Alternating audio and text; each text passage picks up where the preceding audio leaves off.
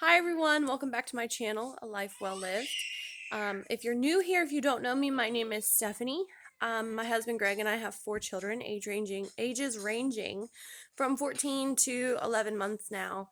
We are a homeschooling family, and on this channel I share content about that.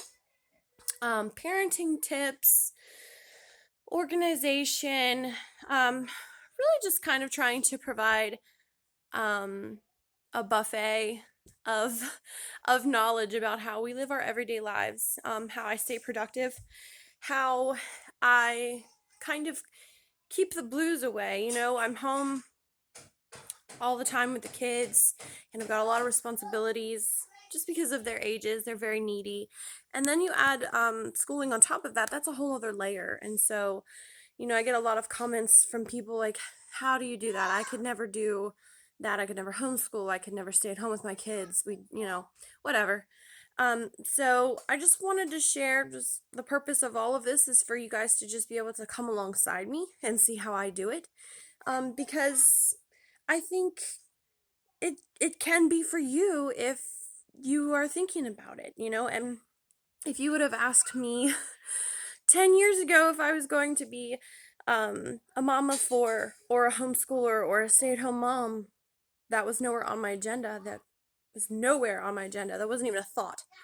So, all that said, I'm kind of in the middle of a little series, and this is the last part of this mini series called Buckets and Behaviors.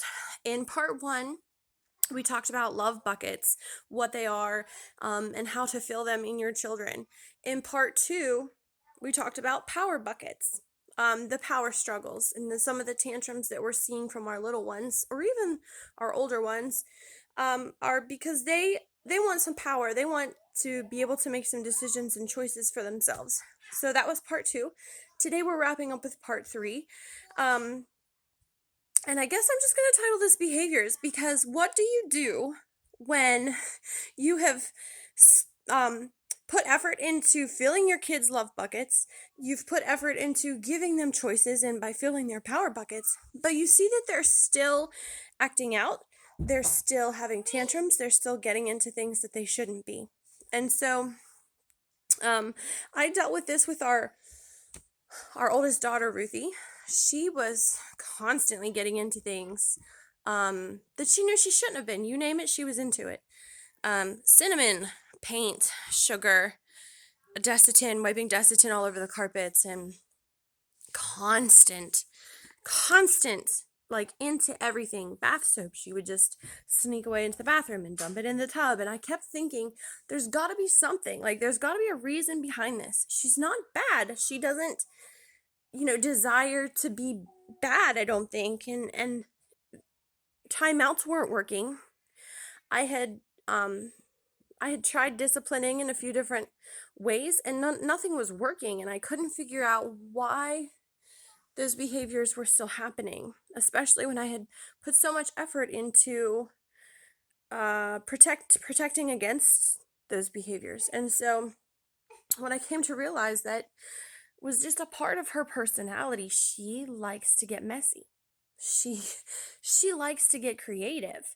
And so there were some things that I started implementing to reduce the amount of sneaking off and getting into things she shouldn't. And I can confidently say that it has pretty much 100% ruled out the rest. Now, there are still occasional mishaps and blips where I guess something is just too tempting for her to say no to. But I've even gotten back to leaving the Desitin out with the rest of the diapers and leaving the soaps out in the tub again, because I'm starting to trust her more, because she's proven that as long as I'm providing ample opportunities for her to make her messes, she's cool. So, yes, providing creative outlets.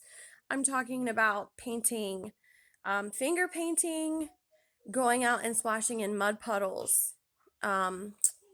Oh gosh, what was it called? Like making the snow volcanoes, where we throw baking soda and food coloring and vinegar into a little hole in the snow and watching that erupt as a volcano. We get those paint marker bathtub crayons where she has that she can do and play with. Slime, water beads, sensory bin stuff like rice, and then a thing that her and Peter love to do is I will hide like 10 different items in each of their sensory bins, and they like to go find them. And I make them close their eyes. I don't tell them what I'm hiding, but they have to go in then and find the 10 things. That's probably one of their favorite activities. So we do that. We do water beads. I bring them into the kitchen pretty much for every meal. They watch what I'm doing. They help measure and dump flour and dump the liquids. What else?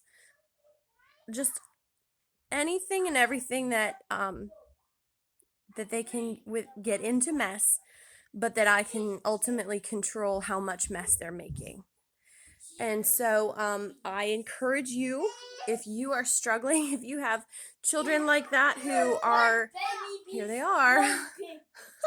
If you have children like that are just getting into everything, just destroying it and making messes, I really do encourage you to try bringing some of these other activities into their regular routines, providing outlets for them to get creative and get sloppy and get messy and experience the world and all of the tangible things that the world has to offer. So thanks for joining me. I hope you have a really great rest of the week. If you like this content, please let me know. Feel free to share, subscribe to my channel. And more to come in the next few weeks about organization. And yeah, I think it's going to be good. So have a good day.